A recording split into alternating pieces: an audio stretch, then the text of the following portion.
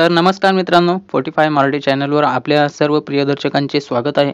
आज आपण बघतोय लग्नानंतर होईलच प्रेम या मराठी मालिकेचा आजचा एपिसोड रिव्ह्यू.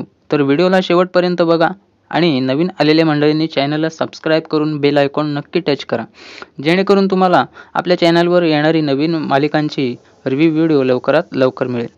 तर बघा मित्रांनो, आता सकाळ झालेली असते आणि काव्याचा हात पार्थच्या डोक्याखाली अटकलेला असतो. तिला जाग येत नाही, पण त्यापूर्वीच पार्थला जाग आलेली असते आणि तो काव्याला 1-2 वेळा हाका मारतो की काव्या, काव्या. पण काव्या काही त्याच्या प्रश्नाचं उत्तर देत नाही. ती झोपी गेलेली असते आणि म्हणूनच पार्थ मोठ्याने किंचाळतो आणि तो सुद्धा दचकतो आणि काव्याला पण दचकवतो. काव्या थोडी डिस्टर्ब होऊन म्हणते, "अहो पार्थ, तुम्ही बावळट आहात का? हे असं कोणी किंचाळतं का?" तर पार्थ थोडा हसत म्हणतो की तुमच्या किंचाळण्याने मी सुद्धा घाबरलो की. इथे मात्र काव्या आता तशीच डोळे चोरून आपला हात चोळत असते. दुखत असतो बहुतेक तिचा हात. पार्थ प्रश्न करतो तर तिचं उत्तर तेच असतं की हात दुखतोय. मी रात्री तुमच्या अंगावर ब्लँकेट टाकायला गेले. एसीमुळे तुम्हाला थंडी वाजत होती, कुडकुडत होतात तुम्ही आणि तेव्हाच ब्लँकेट टाकतेवेळेस तुमच्या डोक्याखाली माझा हात अटकला आणि तो रात्रभर तसाच राहिला. त्याच्यामुळे माझा हात दुखतो. तर पार्थला मनातून असं वाटू लागतं की काव्याला खरंच त्याची काळजी आहे. म्हणजे इस शादी का जरूर कुछ होगा असा डायलॉग तो मनातल्या मनात बोलतो. तर पार्थचे जे एक्सप्रेशन असतात ते काव्या बरोबर ओळखते आणि ती त्याला विचारते, हे काय एक्सप्रेशन आहेत? तर तो जरा दचकतो आणि एकदम असं दाखवतो नॉर्मलमध्ये की काही नाही, कुठे काय.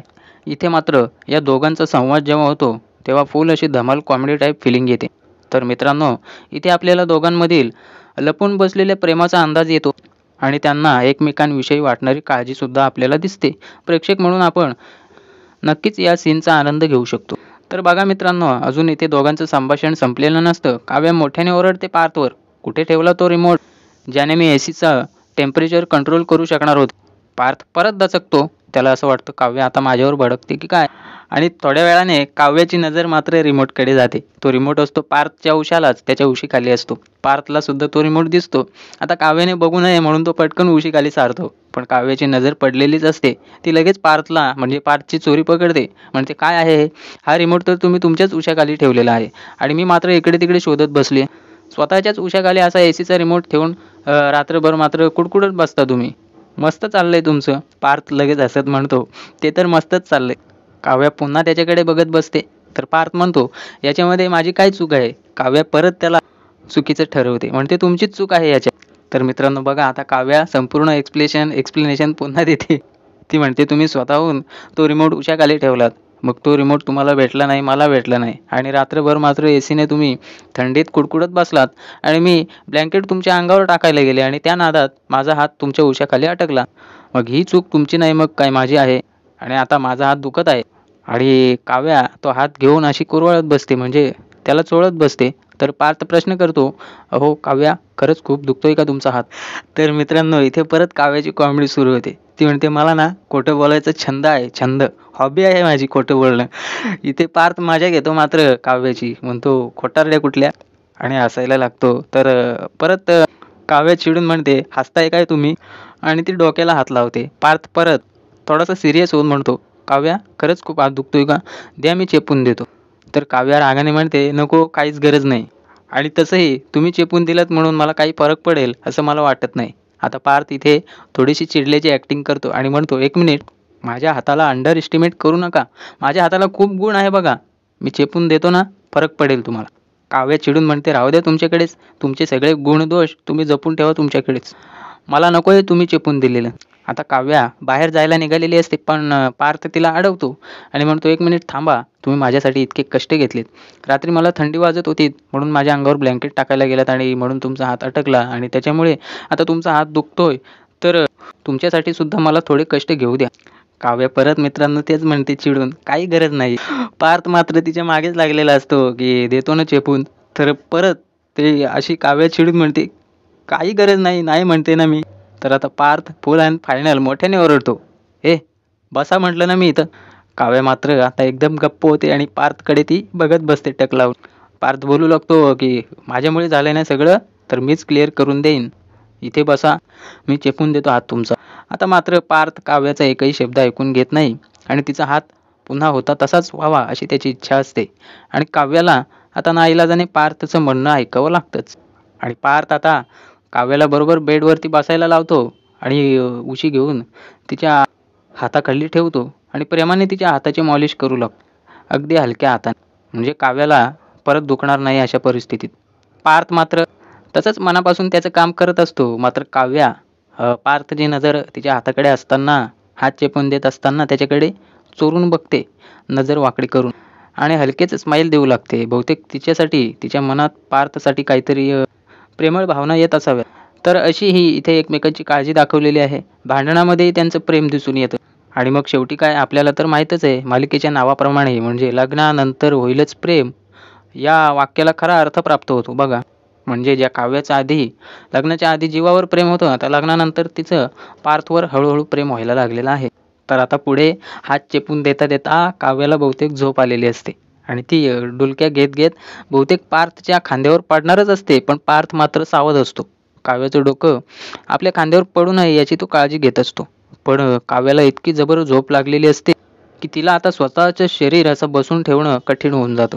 शेवटी काय काव्याची डुलकी पार्थच्या खांद्यावर येऊन पडतेच आणि पार्थच्या चेहऱ्यावर मात्र एक अशी एकदम प्रसन्न स्माईल येते. आणि इथे त्या दोघांच्या चेहऱ्यावर मात्र एकदम निरागस भाव असतात. कोणाच्याही मनात अजिबात स्वार्थ दिसत नाही. दोघे पण या प्रेमाचा मनसोक्त आनंद घेत असतात. आता दुसऱ्या बाजूला युग फोन कॉलवर बोलत असतो आणि तिथे तो सांगत असतो की अरे मला माहिती आहे भावा, मी माती खाल्ली आहे ती.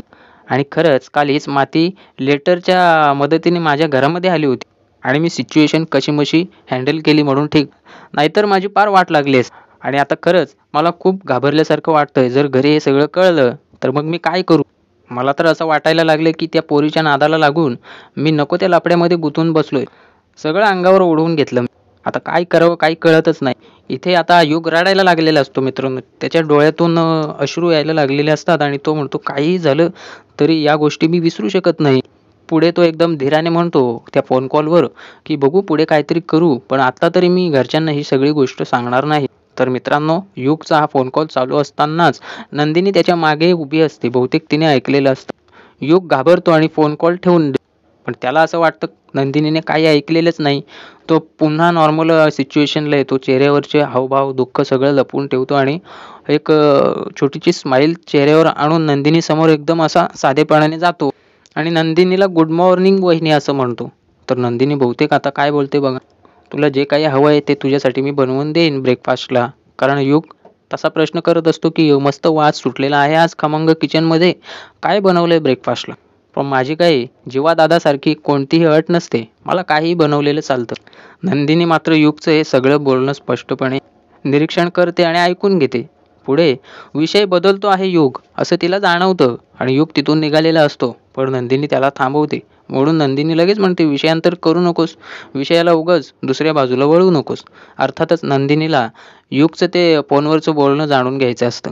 युग घाबरतो आणि म्हणतो अगं वहिनी तू काय बोलतेस? तर मित्रांनो, तो ब्रेकफास्टबद्दल बोलत होता त्याबद्दलचं सांगतो नंदिनीला. पण खरं बोलणं सांगत नाही तो फोनवर काय बोललाय तो. नंदिनी बोलते हो ते फोनवरचं बोलणं मला माहिती आहे तुझं. तू मला आता नाश्त्याबद्दल काही बोलू नकोस. मला चांगलंच माहीत आहे तुझं काय चाललंय ते. कारण मीच तुला आत्ता ऐकलेलं आहे फोनवर बोलताना की ही गोष्ट कोणाला सांगता येणार नाही मला आता. काय झालं युग? प्लीज खरं सांग मला. नंदिनीला फारसं काही यातलं माहीत नसतं पण तिला संपूर्ण डिटेल्स जाणून घ्यायचे असतात आणि ती युगला त्याबद्दलच विचारत असते. तर नंदिनी आणि युगचं हे दोघांचं बोलणं आता रम्या चोरून ऐकते. ती तिथे घराची साफसफाई करते म्हणजे लादी पुसत असते आणि पिलरच्या बाजूला लपून दोघांच्याही नकळत ते बोलणं ऐकण्यासाठी तयार असते. पुन्हा एकदा नंदिनीचा युगला प्रश्न असतो की युग सांग तू काय लपवतोयस? तरीही युग विषय टाळतो आणि म्हणतो अगं वहिनी तसं काही नाही तू समजतेस तसं. तू तर चालत्या गाडीमध्ये चढायला बघते. मी माझ्या मित्राशी बोलत होतो की हॉस्टेलवरती लवकर येतो हे कोणाला सांगू नको. आणि मी सुद्धा ही गोष्ट आता कोणाला सांगू शकत नाही. इतकंच बोलणं झालं आमचं, बाकी काही नाही. नंदिनी पुन्हा एकदा खात्री करून घेण्यासाठी त्याला विचारते नक्की असंच बोलणं झालं का तुमचं? युगला आता थोडासा राग आलेला असतो आणि तो नंदिनीला थोड्याशा उच्च टोनमध्ये म्हणतो की वहिनी तू पुन्हा पुन्हा तेच प्रश्न विचारत आहेस मला. असं का करतेस? मी जाऊ का प्लीज? थोडासा युगच्या या बोलण्यामध्ये रागच असतो. त्याला नंदिनीची बहुतेक चीड आलेली असते आणि तिथून तो जायला निघतो. परत एकदा नंदिनी आवाज देते युग. आता तर युगचा एकदम दर्जा ढासळतो नंदिनीशी भाषा करण्याचा. तो मोठ्यानेच बोलतो नंदिनी "वहिनी, आता काय झालं? का सारखे सारखे तू मला प्रश्न करतेस?" नंदिनीने युग इथे आल्यापासूनचं निरीक्षण केलेलं असतं आणि ती बोलते, "युग, तू इथे आल्यापासून मी तुला पाहते. खूप घाबरल्यासारखं वाटतोयस तू. काहीतरी झाले नक्की. काय झालं ते सांग आम्हाला. आणि गणपतीत सुद्धा मी तुला पाहिलेलं आहे. देवासमोर कितीतरी वेळ तू हात जोडून उभा होतास. युग, तुझे डोळे भरून आलेले होते, मी पाहिलंय." नंदिनीचे हे बोलणं आता रम्या तिथून ऐकते आणि याच युगच्या काय बोलतात त्याला, मजबुरीचा फायदा घेऊन युगला बहुतेक ब्लॅकमेल करायला बघते. पण खरंच नंदिनीने युगच्या चेहऱ्यावरचं टेन्शन वाचलेलं असतं. नंदिनीला त्याविषयी काय म्हणणं नसतं, फक्त काय झालंय याच्याबद्दलची माहिती असणं गरजेचं आहे. कारण त्याच्यावर उपाय काढण्यासाठी इतरांचे विचारसुद्धा तितकेच पुरेसे असतात, असं नंदिनीला म्हणायचं असतं.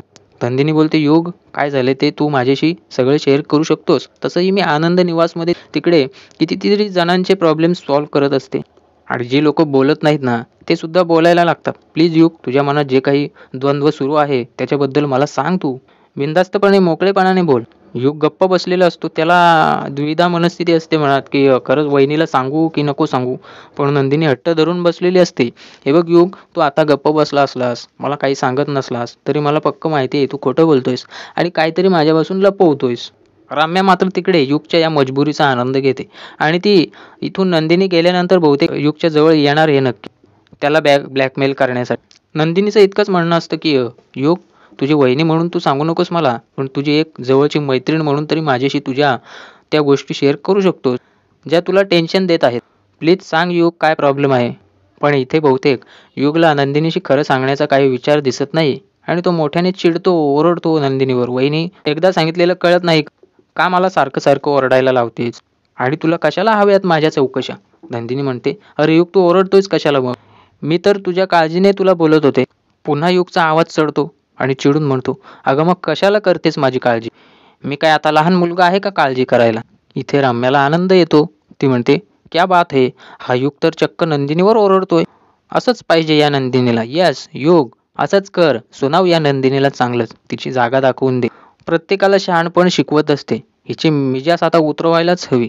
असं ती लपून मनातल्या मनात बोलत असते. पण इकडे युगचं मात्र नंदिनीशी बोलणं सुरूच असतं. तो तिला ओरडतो, म्हणतो, की "हे बघ वहिनी, माझ्या पर्सनल लाईफमध्ये इंटरफेअर करायचा तुला काही अधिकार नाही. म्हणून मला एकट्याला सोड आणि जा इथून. तुला कळतंय का?" तेवढ्यात जीवा तिकडून येतो आणि युगचा चढलेला आवाज तो ऐकतो. म्हणतो, "युग, कसं बोलतोयस तुझ्या वहिनीशी तुला कळतंय का? आणि नंदिनीशी बोलतोय याचं भान ठेव जरा." युग इथे जीवावर पण आवाज चढवतो आणि म्हणतो, "मग तुझ्या बायकोला समजावून सांग, माझ्या आयुष्यात इंटरफेअर करू नकोस." जीवा म्हणतो, "यात कसला आला इंटरफेअर?" जीवा त्याच टोनमध्ये म्हणतो, "काय रे युग, तुमची काळजी केली म्हणजे तुमच्या आयुष्यात इंटरफेअर केला असं वाटतो का तुम्हाला?" युग म्हणतो मोठ्याने, "अरे दादा, तुला माहिती आहे का आमच्या दोघांमध्ये कशामुळे भांडण झाले ते?" तर जीवा म्हणतो, "मला ते जाणून पण घ्यायचं नाही. कारण नंदिनी तुला राग येईल असं काही बोललीच नसेल, याची गॅरंटी आहे मला." इथे जीवाचा नंदिनीवर असलेला विश्वास आपल्याला बघायला मिळतो. मित्रांनो, तिकडे रम्या मात्र जीवा इथे आल्याने थोडी नाराज होते. तर इथे युग पण आता जीवाला उलट-सुलट बोलतो, म्हणतो, "हो रे बाबा, आता काय तुझी इथे बायको आली आहे, म्हणजे तुझा भाव असा उलट-सुलट आहे असंच तुला वाटेल ना रे?" इथे युग पुन्हा नंदिनीला वॉर्निंग देतो आणि, "हो वहिनी, हे बघ, माझं टेन्शन घेऊ नकोस. मी एकदम ओके आहे. मी तुला शेवटचं सांगतोय. आणि माझ्या चेहऱ्यावरच्या एक्सप्रेशन्सवरून माझ्यात काय मूड आहे त्याचा अंदाज तर अजिबात लावू नकोस." रम्या पुन्हा हसू लागते. तिला युग नंदिनीवर ओरडतोय याचा खूपच आनंद होत असतो. जीवाला या युगचा प्रचंड राग येतो आणि युग तिथून चाललेला असतो, पण तो त्याला तसं जाऊ देत नाही. त्याचा हात घट्ट पकडतो आणि मागे खेचतो आणि त्याला सांगतो, "हे वांग्या, आधी सॉरी बोल बघू नंदिनीला." इथे मात्र नंदिनी माघार घ्यायला बघते. म्हणते, "हो हो, जाऊ द्या. कशासाठी सॉरी? तो इतकं काही बोललेला नाही, जाऊ द्या त्याला." पण इथे मात्र जीवा प्रचंड रागात असतो. तो इथे नंदिनीचं नाही ऐकत काही आणि तो वांग्यावर राग काढतो आपला, म्हणजे या युगवर, आणि सॉरी बोलायलाच लावतो. पण इथे युग अतिच आगाऊपणा करतो. म्हणतो, "माझा काय संबंध हिला सॉरी बोलायचा?" हट्टाने बोलतो, की "मी सॉरी म्हणणार नाही." तर जीवा म्हणतो, "नाही सॉरी बोललास ना, तर आत्ता तुझी बॅग पॅक करेन आणि हॉस्टेलला लगेच पाठवून देईन. तुझी ही पद्धत नाही नंदिनीशी बोलण्याची."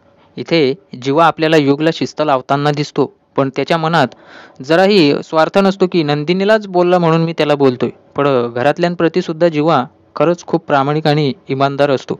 त्याच्या मनात घरातल्यांबद्दल नेहमीच आदराची भावना असते. हे आपण मागच्या काही भागांमध्ये पाहिलेलं आहे.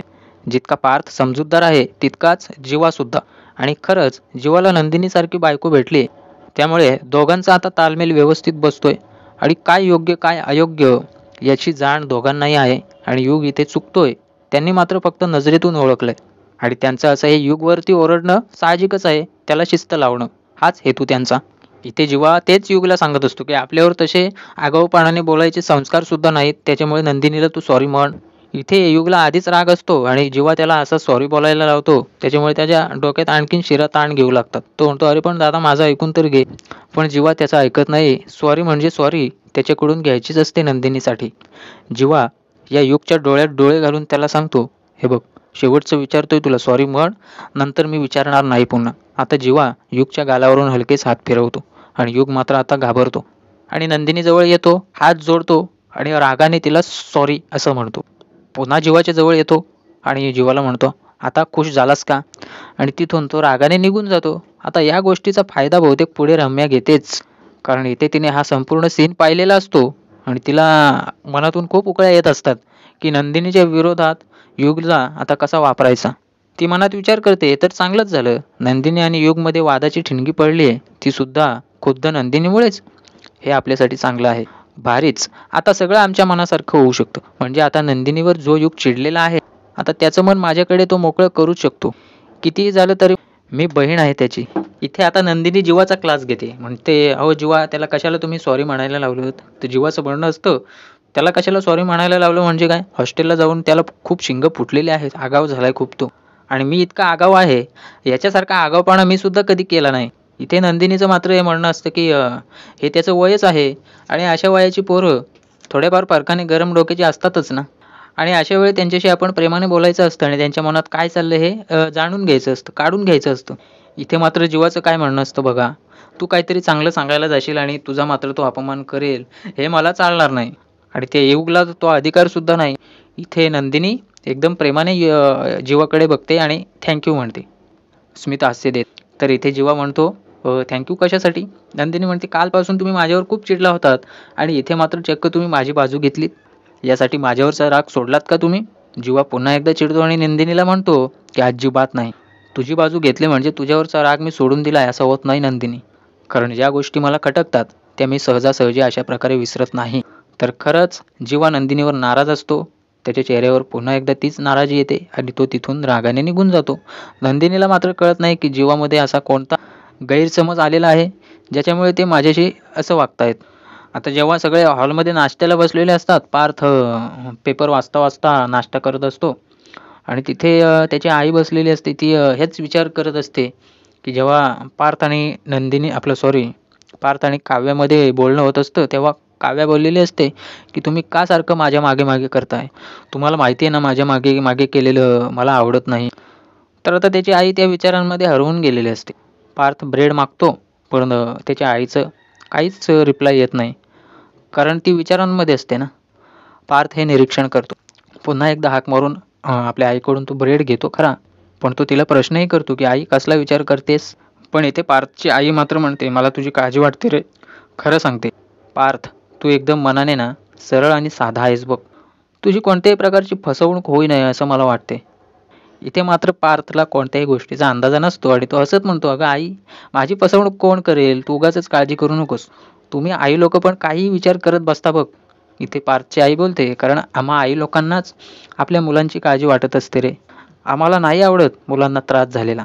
पार्थ, तू याच्या आधीच खूप सहन केलेलं आहेस, असं पार्थच्या आईचं म्हणणं असतं. तर मित्रांनो, इथे मात्र पार्थ खुश असल्याचं सांगतो, कारण आता काव्याबरोबर त्याला संसार करण्यात आनंद येत असतो, असा त्याच्या मनात निर्धार असतो. पण तो तसा प्रत्यक्षपणे बोलून दाखवत नाही, पण तो असं कोड्यामध्ये सांगतो, जरी खुश नसलो नाही तरी काव्या माझ्यासोबत आहे. आणि काव्याला पाहिलं ना की माझ्या चेहऱ्यावर, माझ्या ओठांवर 70 mm एवढी मोठी स्माईल येते. तरीसुद्धा इथे पार्थची आई नंदिनी आपलं सॉरी पार्थ आणि काव्यामध्ये जे काही नातं त्यांचं आहे त्यांच्याबद्दल जाणून घ्यायला बघते. कसं चाललंय तुमच्यात असा प्रश्न त्याला करते. थेट मुद्द्यावर येऊन म्हणते, बेडरूममध्ये काव्या पार्थ तुझ्याशी भांडत असते ना रे. तुम्ही सर्वांसमोर दाखवतं की तुमचं सगळं नीट सुरू आहे, पण पर्सनली तुम्ही भांडता ना रे. आता इथे योग खोलीमध्ये आलेला असतो. तर मित्रांनो बघा, आता त्याला पश्चात्ताप होतो. तो जे काही नंदिनी वहिनीशी बोललेला असतो, तो आता विचार करतो, मी खरंच नंदिनी वहिनीशी अशा पद्धतीने बोलायला नको होतं. आणि जेव्हा दादा म्हणत होता ना तेच खरं होतं. नंदिनी वहिनीशी बोलण्याची भाषा नव्हती वापरायला पाहिजे मी.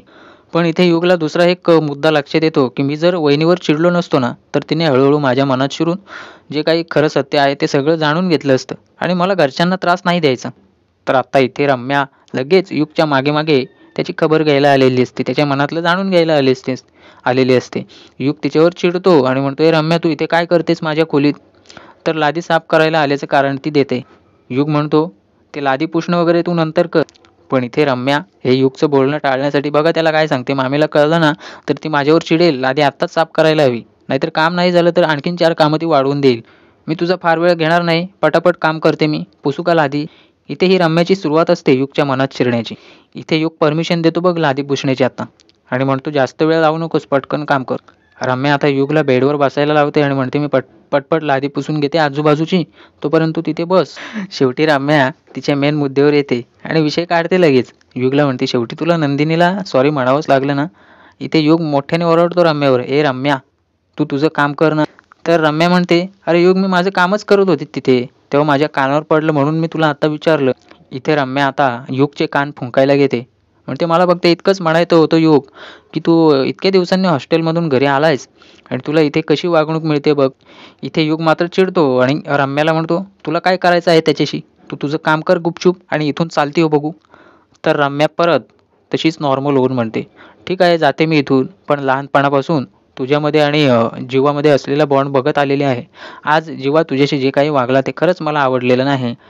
त्याने तुझ्याशी असं वागायला नको होतं, म्हणून मी बोलले. नाहीतर मला काय करायचं आहे तुझ्याशी असं बोलून." युग आता विचारांमध्ये हरवतो आणि रम्या हळूच त्याची नजर वाचते. त्याचं मन आणखीन पोखरायला घेते. म्हणते, "जीवा तर तुझ्यासाठी मामाशी भांडायचा, फुल तुझी बाजू घ्यायचा. पण आता बायको आल्यापासून बघ कसं तुझ्याशी वागतोय तो." आता इथे पुन्हा हॉलमध्ये जिथे नाश्ता सुरू असतो, तिथे पार्थ हसायला लागतो आणि आपल्या आईला हलकेच हात लावून म्हणतो, "तुझा सासू मोड ऑन झाला बघ, सासू मोड ऑन झाला."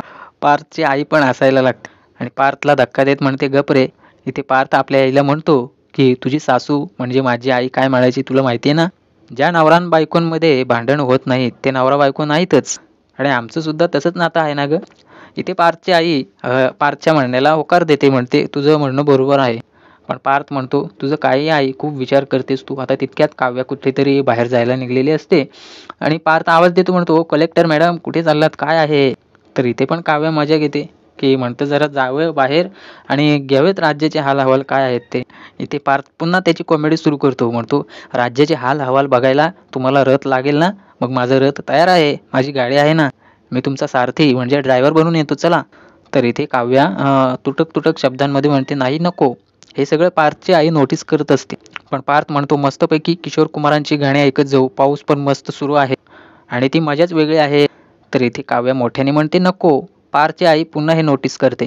काव्या म्हणते, "मी नको म्हणते ना, मी क्लासला चाललेलीच नाहीत." पण पार्थ म्हणतो, "मग चला ना, तुम्ही जिथे जाताय तिथे जाऊ आपण." खरं तर काव्या पार्थचं घड्याळ दुरुस्त करण्यासाठी चाललेली असते. पण तिला हे सगळं सत्य सांगायचं नसतं, म्हणून ती चिडचिड केल्याचं दाखवते. पण पार्थची आई तिथे असते, पण तिचा गैरसमज होतो. तिला वाटतं की खरंच काव्या पार्थवरती चिडलेली आहे आणि दोघांचं पटत नाही की काय असं वगैरे. तिच्या मनात विचार येऊ लागतो आणि काव्यासुद्धा मनातून म्हणते की कसं सांगू आता पार्थना, की मी त्यांचंच घड्याळ दुरुस्त करायला चालली आणि जर मग यांना सोबत घेऊन गेले किंवा यांच्यासोबत गेले मी, तर यांना सरप्राईज द्यायचं राहून जाईल. सरप्राईजचं कसं करू मग? काव्याचे विचार मात्र पार्थसाठी चांगलं करण्यासाठीच असतात. मात्र पार्थची आई संशय घेते, की काव्य आणि पार्थचं पटत नाही एकमेकांशी. पार्थ मात्र खूप हुशार असतो. तो आता काव्याची नजर पण नोटीस करतो आणि तिचं मनही वाचतो अचूक. तो म्हणतो, "झाला ना विचार करून? झाला, झाला. चला, चला निघूया आपण आता." तर पुन्हा एकदा काव्या चिडलेल्या अवस्थेत असं दाखवते, की "नाही, नको, काही गरज नाही. माझी मी जाईन." पार्थ पुन्हा रोमॅन्टिक असल्यासारखं मूड आणतो आणि म्हणतो, "ऐका ना, येतो. येतो ना मी." तर काव्य म्हणते, "नाही म्हणाले ना मी. नाही यायचं म्हणजे नाही." पार्थ पुन्हा म्हणतो, "येतो मी." पुन्हा काव्य म्हणते, "नाही." तर इथे पार्थची आई विचार करते, की पार्थ स्वतःहून सोडायला काव्याला येतोय, तरी ती नाही म्हणते. असं काव्याला कुठं जायचं आहे, की जिथे या काव्याला पार्थ तिच्या सोबत नकोय. काव्याला नेमका त्याच वेळी फोन येतो आणि काव्या फोनवर म्हणते, "हो, हो, मी येते, मी आलेच, मी निघालीये." तर इथे पुन्हा पार्थच्या आईचा गैरसमज होतो, की नक्कीच काव्या कोणाला तरी भेटायला चालली आहे आणि हे खूप मोठ्या संशयाचं कारण ठरू शकतं मित्रांनो. परत काव्या पार्थकडे हट्ट धरते आणि "पार्थ, मला निघायला लागेल. मी माझी माझी जाते. थांबा, तुम्ही येऊ नका."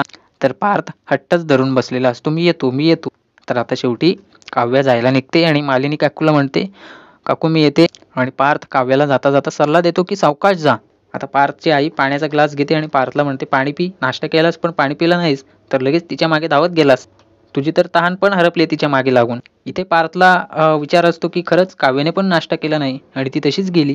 पण आईच्या मनात मात्र हजारो विचारांनी आता वादळ निर्माण केलेलं असतं. आपल्याला पुढच्या भागात बघायला मिळेल की काव्या पार्थसाठी किती मोठं सरप्राईज घेऊन येते आणि पार्थच्या आईच्या मनातला गैरसमज दूर होतो की नाही. तर चॅनलला सबस्क्राईब करा आणि आणखीन नवीन ट्विस्ट आपण पुढच्या रिव्ह्यूमध्ये पाहूयात. तोपर्यंत धन्यवाद. खरंच चॅनलशी जोडणे जाण्यासाठी सबस्क्राईब, लाईक, शेअर नक्की करा. भेटू लवकरच पुन्हा नव्या एपिसोडमध्ये.